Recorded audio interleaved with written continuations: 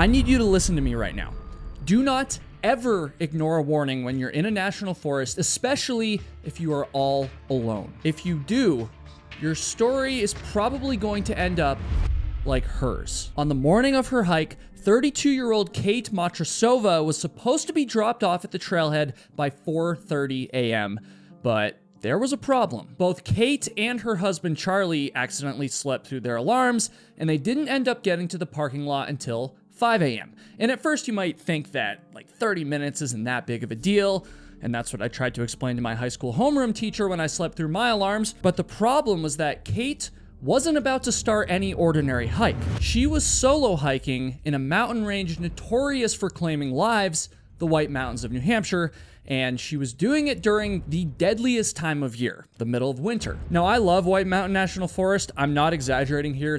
It's my favorite place in the entire world, and I've logged hundreds of miles there over the years, but even I don't dare set foot on those trails during the winter. Instead, during the colder months, I usually just sit in my room making YouTube videos. Oh, and if you enjoyed these videos, you can help me out by hitting the subscribe button right now. We're trying to reach 1 million subscribers, and so any help would be much appreciated. Thank you. And so, already behind schedule, Kate made her way up her first peak, which was Mount Madison, which she originally hoped to summit by 8 in the morning. The cold air was already painful and biting, and this first leg was going to be a 3.8-mile hike with 3,500 feet of elevation gain. For the first hour and a half of her hike, she moved through darkness with her path illuminated only by the steady beam of her headlamp, and she climbed higher and higher. She also passed by an ominous sign that warned her of the dangers ahead.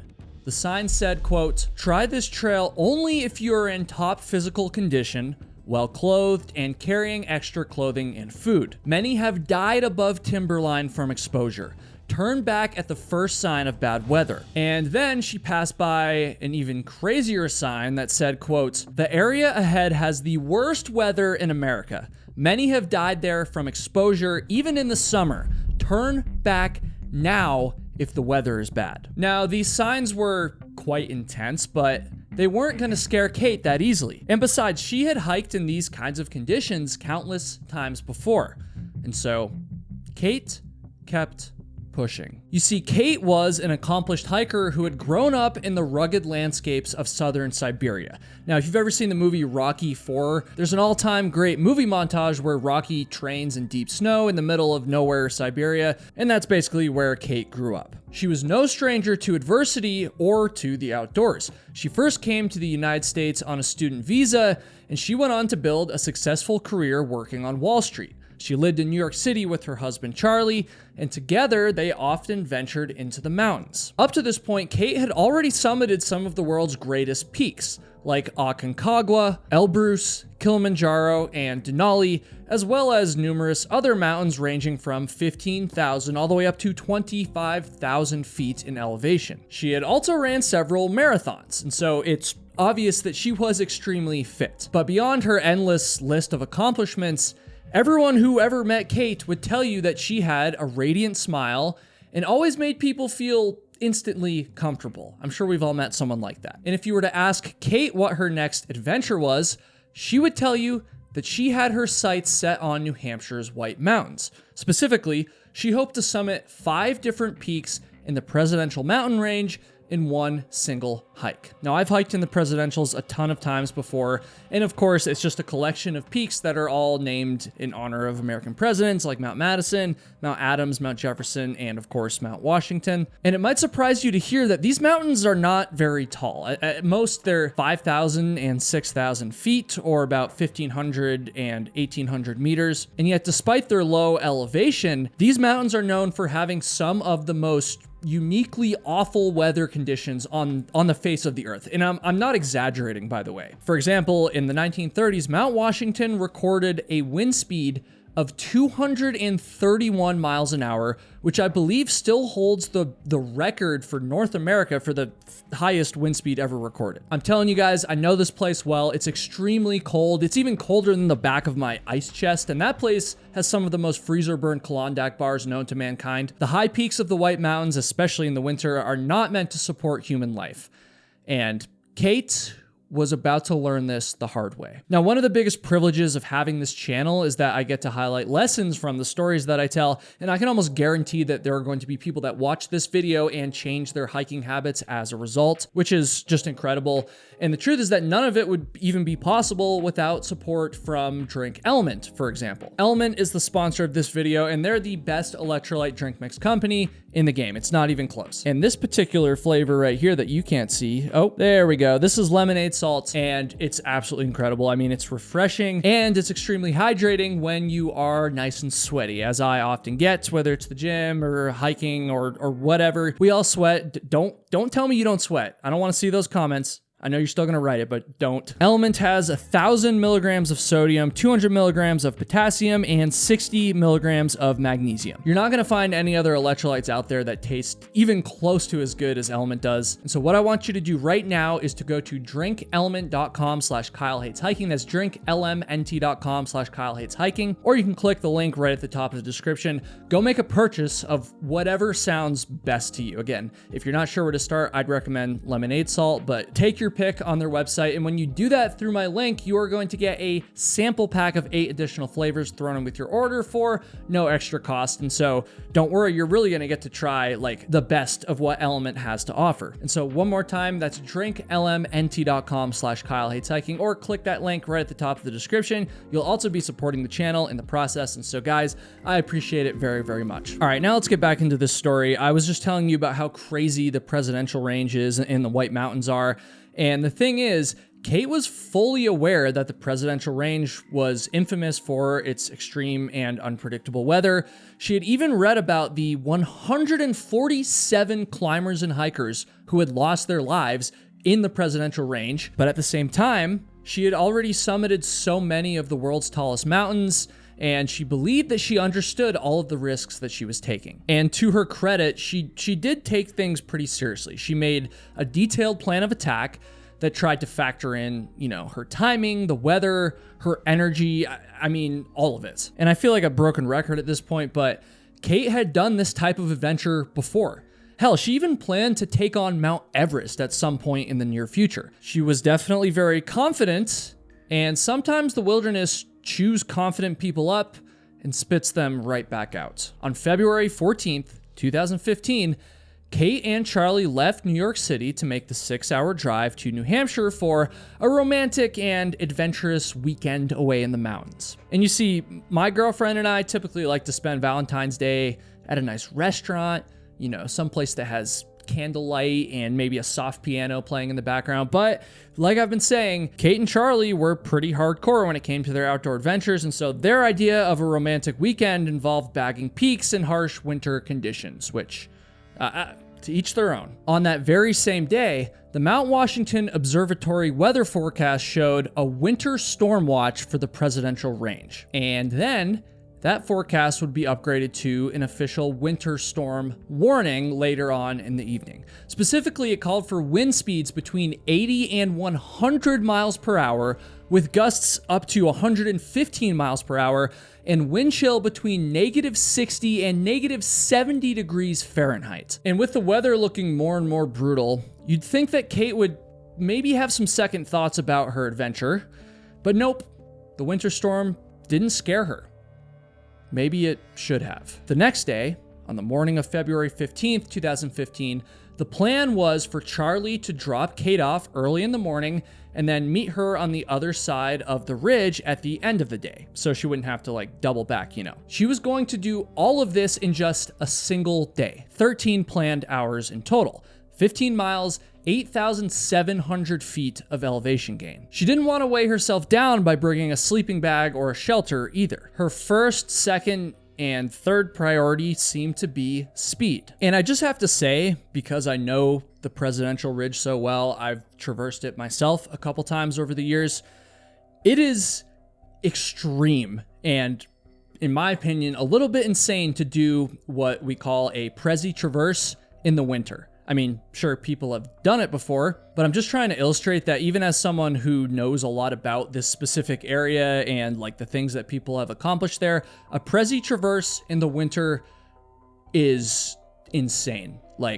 It's insane to even do it during the summer, honestly, in a single shot like this. Most people will do it over the course of a few days in optimal weather. So yeah, I had to just make that clear. This is a hardcore plan, especially for someone going by themselves in the winter. And actually, the original idea was for Charlie to join Kate in the mountains, but after they talked a little bit more about Kate's fast pace, they both realized that Charlie wasn't even going to be able to keep up with her. And so now her expectation was to go alone, go fast, and to return in time for a late dinner at the hotel with her husband. But of course, we all know that expectations don't always turn into reality. Kate watched the forecast carefully in the days leading up to her hike, and all of these forecasts warned that the wind speeds would increase dramatically later in the day, and so her plan was to be so fast that she'd be back below the tree line before the worst of the weather rolled in. She had a pair of ski goggles in her backpack, and she wore a pretty standard, GPS wristwatch that marked her 6 different potential bailout points where she could abandon the hike and get down the mountain in case of an emergency. She also had a GoPro, a headlamp, black diamond crampons. Basically what I'm trying to say here is that Kate brought some of the best gear from pretty much every aisle in your local REI, right?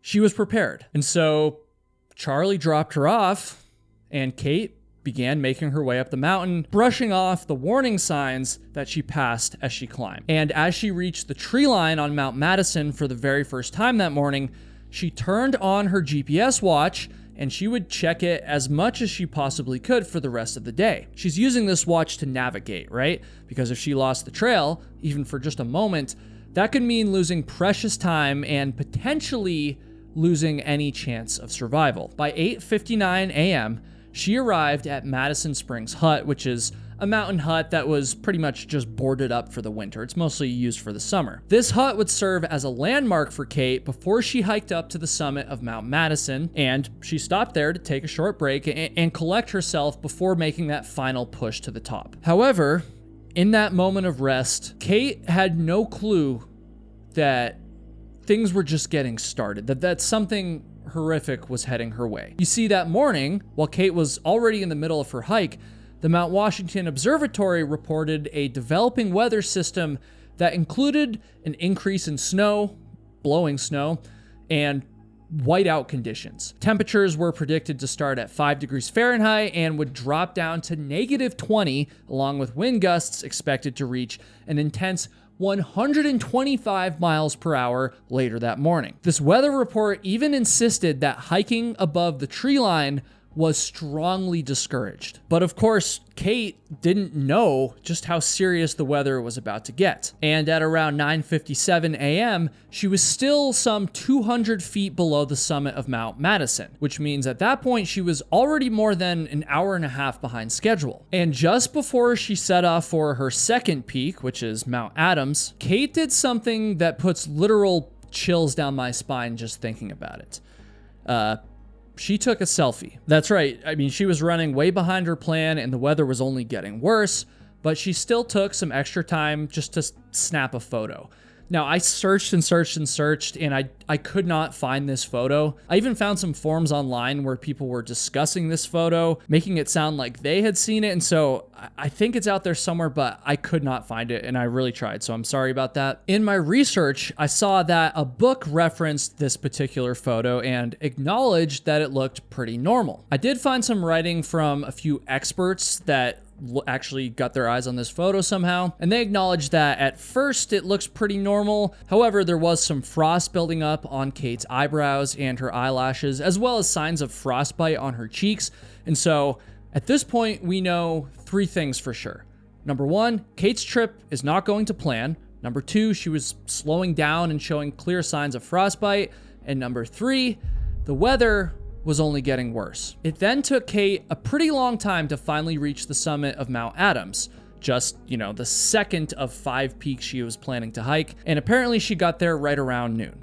And by that time, the wind had reached like hurricane level speeds. The gusts howled over the massive mountains, and inside Kate's high-tech snow jacket, her chest started to feel colder than she thought it should, and her fingers started to go more and more numb by the minute. However, this wasn't Kate's first rodeo. She had made a plan for all of this ahead of time, right? From the summit of Mount Adams, she had planned to make it to a place called Thunderstorm Junction, which was close to her first of many bailout points. From Thunderstorm Junction, there was a place called Grey Knob Cabin, which is a year-round service cabin with emergency food, supplies, and warmth. As Kate pushed through the insane winds on top of Mount Adams, she considered the option heading down to the cabin. She wondered, what would it be like to sit by the wood stove in there and just warm up by the fire? Hell, there's even some mattresses in there. Maybe she could just lay down for a bit and wait out the storm, or just message Charlie to come and get her, and the two of them could just relax for the rest of the weekend. I don't know exactly what Kate was feeling, but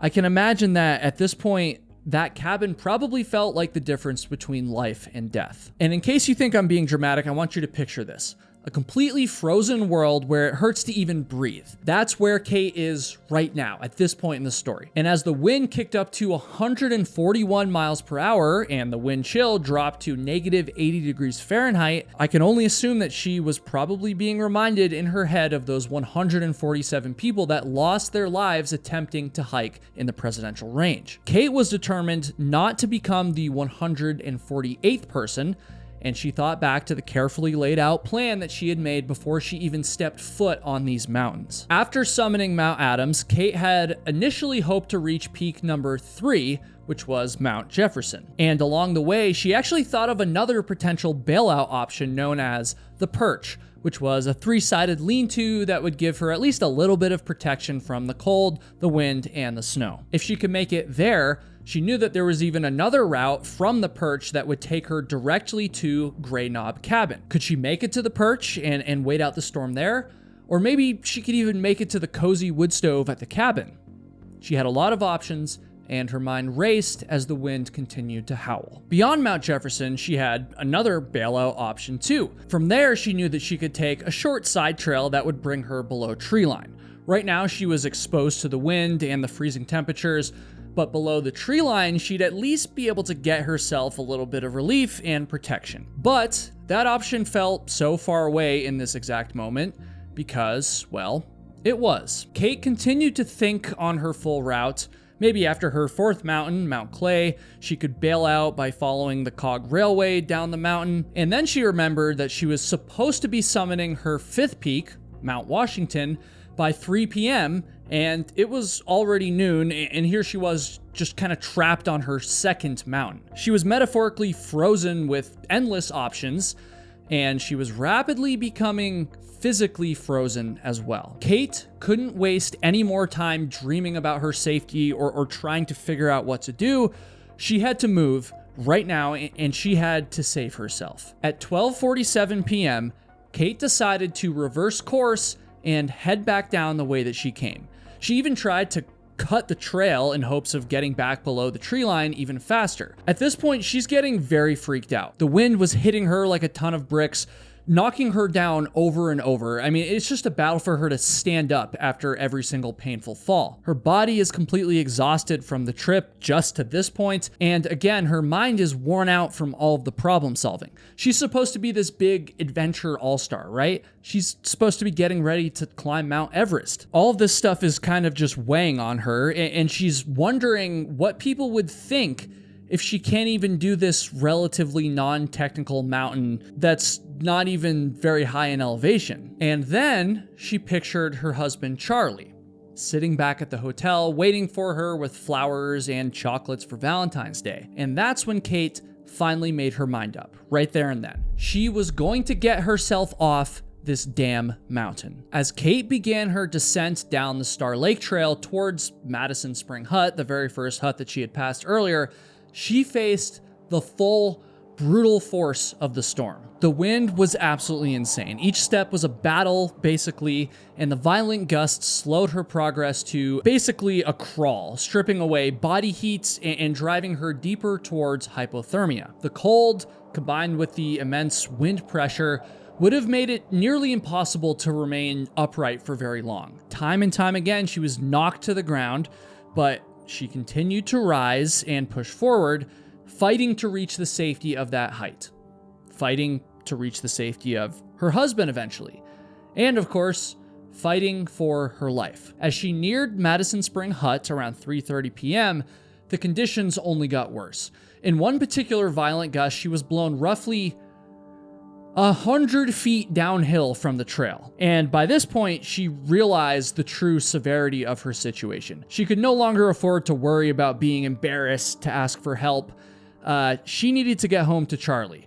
And so Kate reached into her pack and she grabbed what was her final lifeline. She grabbed her personal locator beacon, or PLB for short. She activated her PLB and her spot communication device and prayed that someone somewhere would hear her cries for help. And thankfully, somebody did. Almost immediately after she hit the SOS button, Kate's distress signals triggered multiple calls from the search and rescue response team to her emergency contacts. Her husband, Charlie, got this call and was immediately sick to his stomach. He knew that the situation must have been dire. I mean, Kate would have never triggered her emergency beacon unless she was in serious life-threatening danger. He was already in contact with the Mount Washington Weather Observatory, which confirmed that the temperatures had plunged to -21 Fahrenheit with sustained winds of 77 miles per hour, and the forecast predicted that evening was going to be much, much worse. Search and rescue teams were soon notified and provided with Kate's GPS location, but the coordinates placed her in an extremely difficult,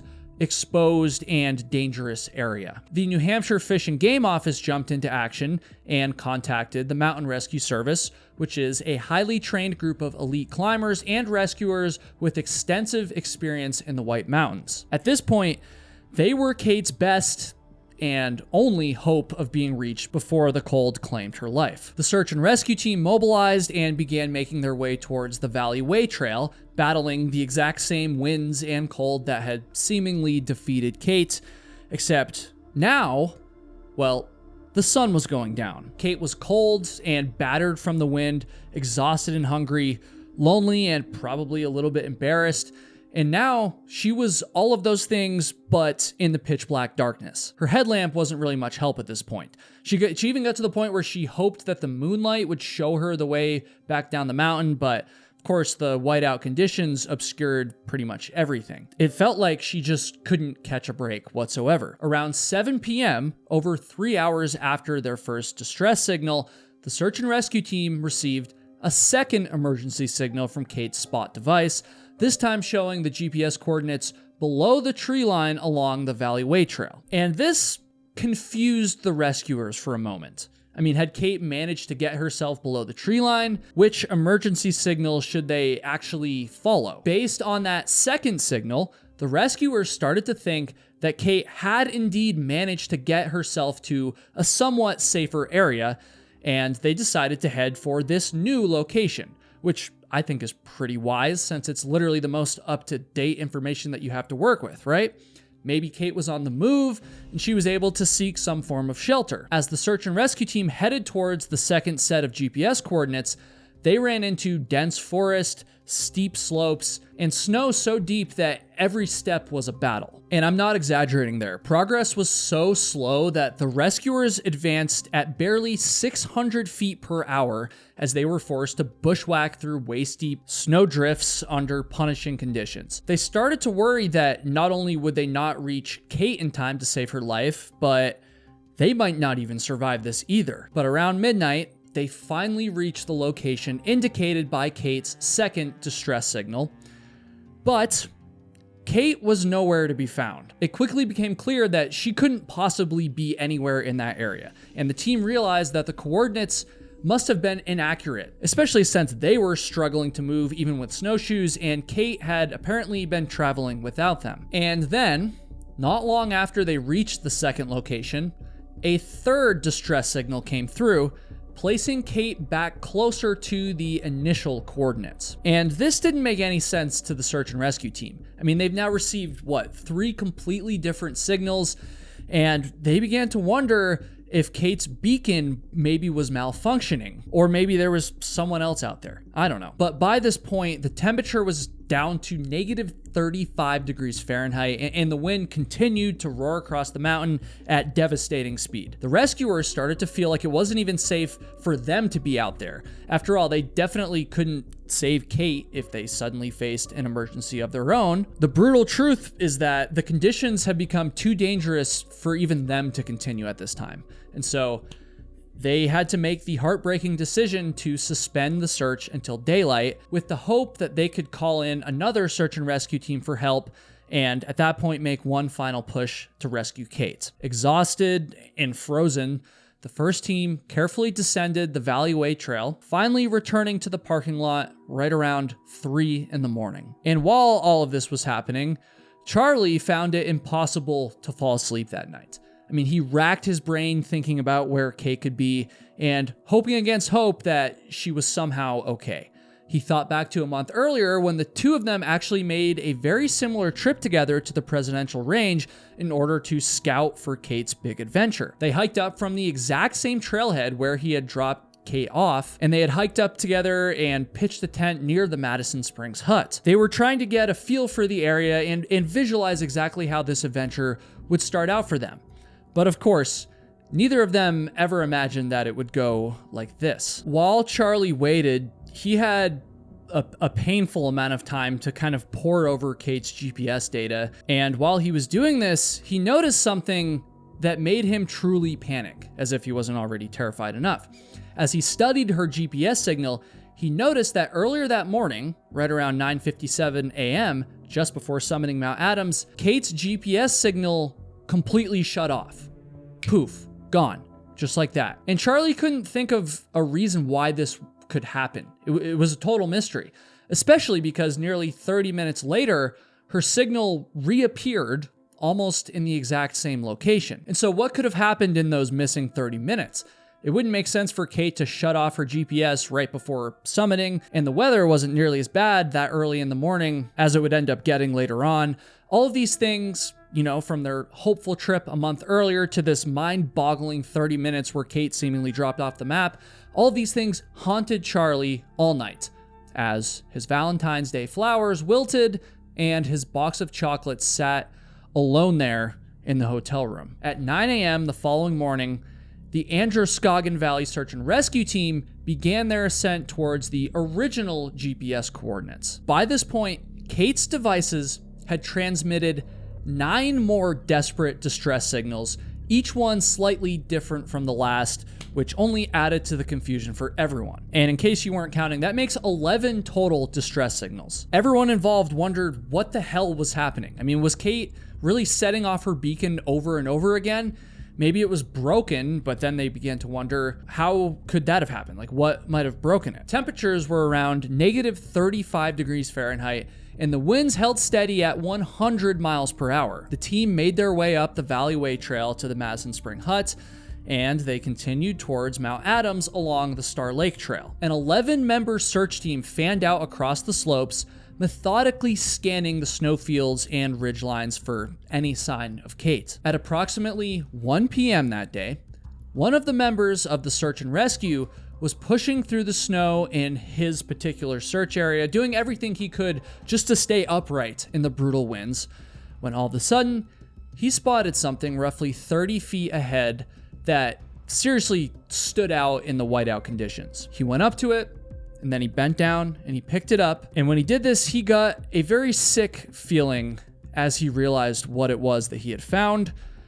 It was a headlamp. Nearby, he also spotted a backpack with a mysterious stick-like thing poking up in the air. He didn't know what it was at the moment, but if you or me or Charlie had been there, well, we would know that this was Kate's homemade selfie stick. Again, she had that GoPro with her, right? And so this team member called everyone else over, and their collective fear began to intensify, figuring that this stuff had all belonged to Kate.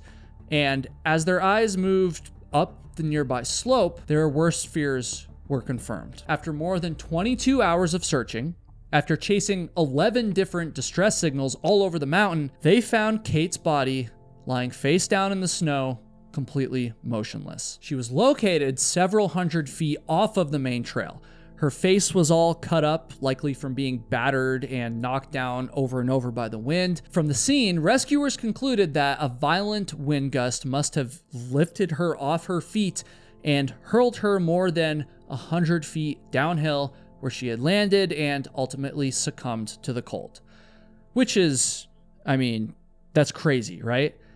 But this story is about to get even crazier and much, much more tragic, so buckle up. It turns out that Kate wasn't far from the Madison Springs hut at all when she died, perhaps only a few hundred yards away, but in this awful whiteout condition, that hut might as well have been a million miles away, right? She was so close to safety, and maybe she was so close to a Valentine's Day miracle, and that's why my heart seriously breaks for both Kate and Charlie. I mean, this was supposed to be a fun weekend for a young, extremely adventurous and happy couple, and it ended up becoming an absolute nightmare. But one question still floats around in my head as I think back to all the circumstances that led up to that frosty mountainside. What the hell happened with the 11 different distress signals? The experts that looked back at this case believe that Kate first used her PLB, which relayed the correct location.